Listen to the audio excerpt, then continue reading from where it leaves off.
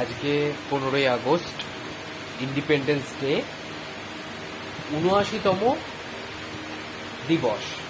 ঠিক আছে, তো সকাল থেকে চারিদিকে সমারোহে দেশের প্রতি শ্রদ্ধা জ্ঞাপন এবং দেশের বীর যোদ্ধাদের প্রতি শ্রদ্ধা জ্ঞাপন চলছে এবং হয়েছে।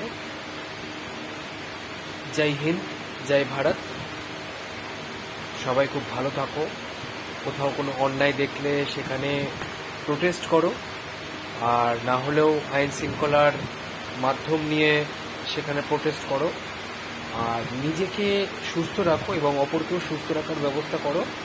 আর চারিদিকে কোনো যাতে দূষণ না হয় সেটাও আমাদের রক্ষা করতে হবে, এবং চারিদিকে সমাজটা যাতে আরও সুন্দর হয়ে গড়ে ওঠে সেই দিকটাও আমাদের দেখতে হবে, এবং শিক্ষার দিকটাও আমাদের দেখতে হবে, বাচ্চাদের যাতে সঠিক শিক্ষায় শিক্ষিত হয়।